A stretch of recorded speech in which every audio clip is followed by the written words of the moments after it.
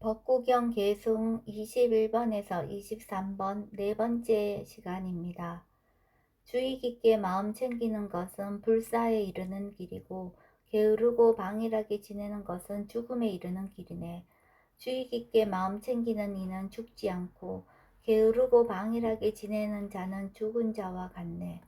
지혜로운 이는 이와 같이 분명히 알아. 주의 깊게 마음 챙기는 성인의 왕국에서 기뻐하고 즐거워하리라. 지혜로운 이는 있는 그대로 바르게 보고 늘 노력하며 항상 최선을 다해 얽매임의 위험이 사라진 으뜸가는 열반을 만나리라.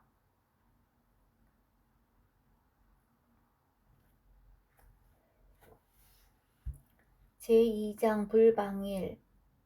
첫 번째, 마간디아와 사마와티 왕비 이야기. 제6. 사마와티와 마간디아의 죽음. 재정관, 사문, 그리고 목신. 이때 고산비에는 재정관이 3명 있었다. 고사카, 꿋꿋다, 마와리아가 그들이었다. 우기가 가까워지자 히말라야에서 500명의 사문들이 안거를 지내기 위해 내려왔다. 세 장자는 사문들이 탁발을 위해 성 안으로 들어오는 것을 보았다. 그들은 기쁜 마음으로 의자를 제공하고 공양을 올리고 이곳에 머물기를 간청해서 약속을 받아냈다. 세 장자는 우기 4개월 동안 그들이 머무를 숙소를 짓고 온갖 시중을 들었다. 그리고 다음 우기에도 되돌아와 머물겠다는 약속을 받아내고 그들을 떠나보냈다. 그때부터 사문들은 히말라야에서 8개월을 보내고 항상 세 장자들의 집에 내려와 우기 동안 머물렀다. 어느 때 사문들이 히말라야에서 내려오는 중에 커다란 반얀나무가 서 있는 것을 보고 그 나무 아래에 앉아 휴식을 취했다. 이 나무에 사는 목신은 평범한 신이 아니고 큰 위력을 가진 신일 거야. 우리 사문들에게 마실 물을 가져다 주면 얼마나 좋을까. 나이든 사문이 이렇게 생각하자 목신은 즉시 마실 물을 떠다 주었다. 나이든 사문이 씻을 물을 생각하자 목신은 즉시 씻을 물을 대령하였다. 그가 또 음식을 생각하자 목신은 즉시 음식을 가져와 올렸다. 이 목신은 우리가 생각하는 것을 즉시 눈앞에 대령한다. 그를 보고 싶다. 나이든 사문이 이렇게 생각하자 목신은 즉시 나무 줄기에서 나와 몸을 드러냈다.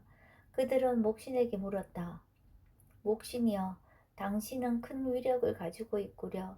무슨 공덕을 지었기에 그런 능력을 가졌소? 존자님, 그런 것은 물어보시지 마십시오. 목신이여, 이야기해 보시오. 목신은 아주 겸손했다. 그는 자기가 지은 공덕이 아주 작았기 때문에 말하고 싶지 않았다. 그러나 자꾸 이야기해 달라고 조르자 어쩔 수 없이 말하기 시작했다.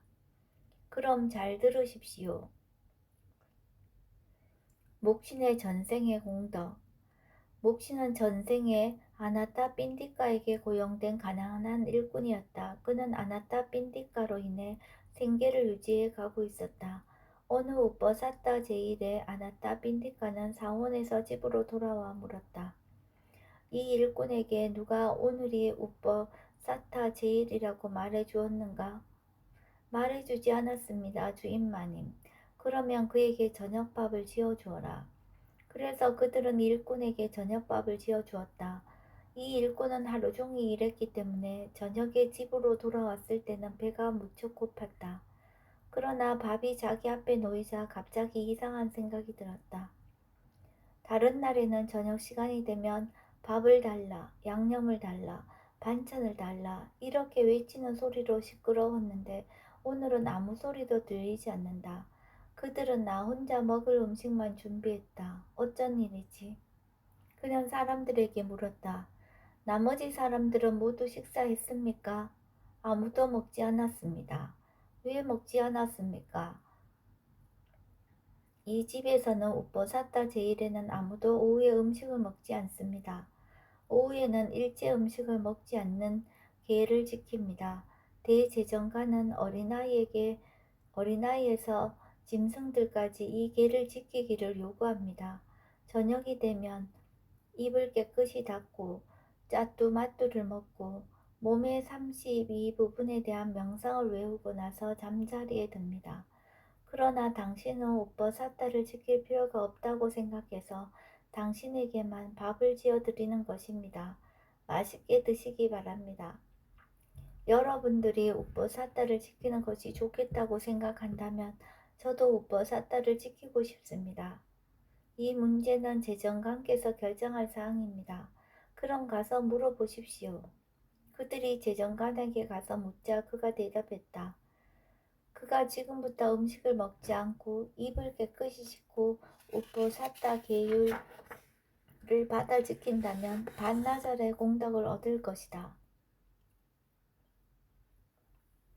일꾼은 온종일 열심히 일했기 때문에 배가 고팠다. 거기다가 음식을 먹지 않아 체액에 이상현상이 일어나기 시작했다. 그는 끈으로 배를 칭칭 동여매고 끝을 한 손으로 잡고 방바닥을 구르며 끙끙 앓았다. 재정관이 이 소식을 듣고 횃불을 앞세우고 짜뚜마뚜를 들고 와서 물었다. 자네 어디 아픈가? 몸에 체액에 이상이 생겼습니다. 그럼 일어나서 이 짜뚜마뚜를 먹게나. 주인님께서 드십시오. 나는 아프지 않다네. 자네가 들게나. 주인님, 제가 우퍼사타를 하루 종일 지키지 못하고 반나절만 지키는데 그 반나절마저도 못 지키게 하십니까? 일꾼은 그렇게 말하면서 먹기를 거부했다. 여보게, 그렇게 하면 안 된다네. 먼저 몸을 생각해야 한다네. 재정관이 그렇게 말렸지만 그는 끝까지 먹기를 거부했다. 결국 그는 아침에 태양이 떠오를 때 마치 꽃이 시드는 것처럼 죽어 목신으로 태어났다. 재정관들, 사문들, 그리고 목신. 목신은 자신의 전생 이야기를 이렇게 마무리하였다. 그 아나타 빈디카 재정관은 부처님께 기이하고 법에 기이하고 승가에 기이했습니다. 그 사람 때문에 제가 반나절에 우퍼사타를 지킬 수 있었고 그 공덕으로 이런 능력을 지니게 되었습니다. 500명의 사문들이 부처님이라는 이름을 들었을 때 모두 일어나서 목신에게 공손한 태도로 합장하고 말했습니다. 방금 부처님이라고 말씀하셨습니까? 그들은 믿기지 않는다는 듯이 목신에게 3번이나 연거푸 똑같은 질문을 되풀이했다. 부처님이라고 말했습니다. 그들은 모두 마음속에서 흘러나오는 감흥을 이렇게 표현했다.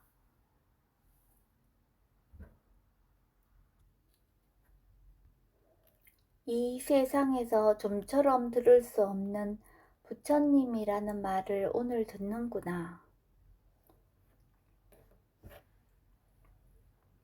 그들은 이렇게 말을 끝맺었다. 목신이여, 우리가 10만겁 동안 윤회하면서 한 번도 듣지 못했던 감흥어를 그대가 오늘 듣게 해주었습니다. 500명의 사문들은 스승에게 말했다. 그럼 이제 부처님을 칭견하러 갑시다. 벗들이여, 우리에게는 자비로운 후원자 세 장자가 있지 않습니까? 내일 그들의 집에서 공양하고 방금 우리가 들었던 말을 해주고 가도록 합시다. 스승의 말을 존중하여 그들은 장자들의 집을 방문하였다. 사문들이 도착하자 장자들은 마중 나가서 집으로 안내하고 자리를 제공하고 공양을 올렸다. 사문들은 공양을 마치고서 말했다. 대장자들이여, 우리는 떠나야 합니다. 존자들이여, 우리가 우기 4개월 동안은 우리들 집에 머물기로 약속하지 않았습니까? 어디로 가실 것입니까? 부처님께서 이 세상에 출현하셨습니다. 법이 출현하고 승가가 출현하였습니다. 그래서 우리는 부처님을 뵈러 가야 합니다. 그럼 존자님들만 부처님께 갈 수 있습니까? 누구나 부처님께 갈 수 있습니다. 그럼 잠깐 기다리십시오. 우리도 준비가 끝나는 대로 같이 가겠습니다. 준비가 끝날 때까지 기다리려면 시간이 많이 지체됩니다. 그러니 우리가 먼저 출발하겠습니다. 당신들은 뒤따라오시기 바랍니다. 사문들은 먼저 가서 위 없는 깨달음을 얻으신 부처님을 만나 뵙고 삼배를 올리고 공손하게 한쪽에 앉았다. 부처님께서는 그들에게 차제설법을 하셨다. 이 법문 끝에 그들은 모두 사무예의를 갖춘 아라한이 되었다. 그들이 비구가 되겠다고 하자 부처님께서 말씀하셨다. 에타 비카우 오라 비구여. 부처님의 말씀이 끝나자 가사와 바루가 저절로 갖추어지고 오래도록 스님 생활을 한 장로처럼 위의가 갖추어졌다. 세 장자들은 음식, 가사, 깔개, 버터기름, 꿀, 당밀 등 시주물들을 500대의 수레에 싣고 사와띠로 갔다. 사와띠에 도착하자 부처님께 삼배를 드리고 법문을 들었다. 이 법문 끝에 그들은 수다원가를 얻었다. 그들은 보름 동안 사와띠에 머물면서 부처님과 승가에 공양 올리고 부처님께 고산비를 방문해 주시기를 청했다. 부처님께서는 그들의 초청을 받아들이며 말씀하셨다. 열애들은 조용하고 한적한 곳에서 홀로 있음을 기뻐한다. 부처님이시여, 사원을 세우고 스님들이 머물 거처가 완성되면 사람을 보내겠습니다. 그때 오시기 바랍니다. 장자들은 고산비로 돌아가서 고사카 장자는 고시 따라마를 세우고 꿋꿋따 장자는 꿋꿋 따라마를 세우고 빠라라야 장자는 빠와리까라마를 세웠다. 새 사원이 완성되자 장자들은 심부름꾼을 보내 부처님께 방문해 주십사고 청하였다. 부처님께서는 비구들을 데리고 고산비로 가셨다. 세 장자는 부처님을 마중 나와서 사원으로 안내드리고 차례로 시중 들었다. 부처님께서는 세 사원을 돌아가며 하루씩 머물고 그 사원을 세운 장자의 집에 가서 탁발하셨다. 세 장자에게는 수마나라는 하인이 있었다. 그는 화초를 가꾸는 원예사였다. 원예사는 장자들에게 말했다. 저는 오랫동안 주인님들을 시중 들었습니다. 저도 이제 부처님께 공양을 드리고 싶습니다. 단 하루만 부처님을 모실 수 있도록 해주십시오. 좋은 일이네. 그러면 내일 부처님을 모시도록 하시게. 그렇게 하겠습니다, 주인님. 그는 부처님을 초청하고 공양 올릴 준비를 하기 시작했다.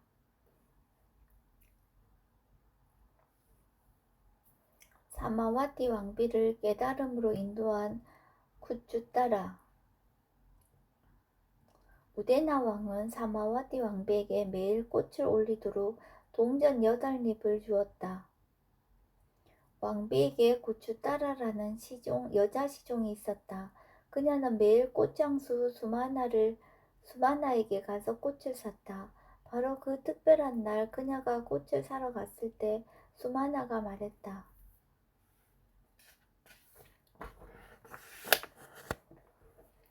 오늘 나는 부처님을 초청했단다. 오늘은 이 모든 꽃을 부처님께 공양 올리는 데 사용할 생각이다. 오늘은 나를 도와다오. 부처님께 공양 올리는 일을 도와주고 법문도 들어보아라. 그리고 남아있는 꽃을 사가거라.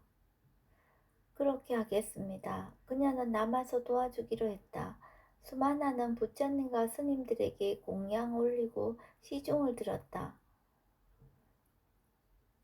공양이 끝나고 수마나가 부처님 바로를 받아들자 부처님께서 법문을 시작하셨다. 이때 구추따라는 부처님 법문을 듣고 수다원가를 얻었다.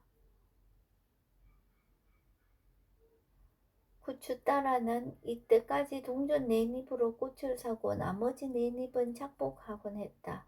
그러나 그날은 동전 8잎으로 꽃을 사서 돌아갔다. 사마와티 왕비는 꽃의 양이 많은 것을 보고 놀라워했다. 착한 여인이여, 오늘은 전하께서 꽃을 사라고 2배로 돈을 주었느냐? 아닙니다, 마님. 그러면 왜 그렇게 꽃이 많지? 이전에는 동전 4잎은 제가 챙기고 나머지 4잎으로 꽃을 사서 가져왔습니다. 그런데 오늘은 왜 돈을 챙기지 않았지? 오늘은 위 없는 깨달음을 얻으신 분으로부터 법문을 듣고 법을 이해하였기 때문입니다. 보통 사람이라면 사악한 하녀야, 이제까지 훔친 돈을 모두 내놔라 라고 꾸짖었을 것이다. 하지만 왕비는 영적인 인물이었다. 착한 여인이여, 그럼 그대가 불사의 감로수라도 마셨단 말인가? 정말 그렇다면 나도 감로수를 마시게 해다오. 좋습니다. 그러려면 먼저 저를 위해서 목욕물을 준비하라고 지시하십시오. 왕비는 16병의 향수를 탄 물로 그녀를 목욕시키고 고운 비단 옷을 입혔다. 속에 브라우스와 치마를 입히고 어깨에 사리를 걸치게 하고서 법상을 마련했다. 굿즈따라는 법상에 앉아 수채화가 그려진 부채를 들고 왕비와 500명의 여인들에게 마치 부처님이 법문하시듯이 법을 설했다. 그 법문을 듣고 즉 그녀들은 모두 수당고에 이르렀다. 왕비와 500명의 시녀들은 모두 굿즈따라에게 삼배를 올리고 말했다.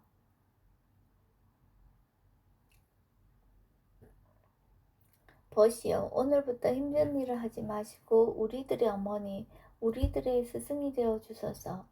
매일 부처님께 가서 법문을 듣고 돌아와 우리들에게 그대로 들려주소서.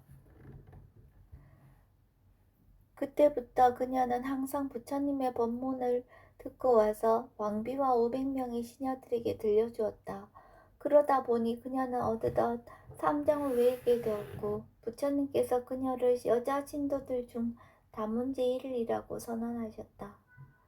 비구들이여, 나의 여자 제가 신도 중에 경을 많이 듣고 법을 잘 설하기로는 굿즈따라가 제일이니라. 왕비와 500명의 여인들이 그녀에게 말했다. 우리는 부처님을 만나 뵙고 싶어요. 만나서 꽃과 향을 올릴 수 있게 해주세요. 마님, 이것은 왕궁에서 심각한 문제를 일으킵니다. 제가 여러분을 모시고 왕궁 밖으로 나갈 수는 없습니다. 우리의 희망을 깨뜨리지 말아요. 부처님을 만나게 해주세요. 그러면 좋습니다. 여러분들 방에 밖을 바라볼 수 있을 만큼 벽에 구멍을 내세요. 그리고 향과 화환을 들고 부처님께서 새 장자들의 집으로 가실 때 구멍을 통해 바라보며 삼배를 드리고 존경을 표하도록 하세요. 그들은 굿즈따라의 지시를 따라 부처님께서 오고 가실 때 밖을 바라보며 삼배를 드리고 존경을 표했다.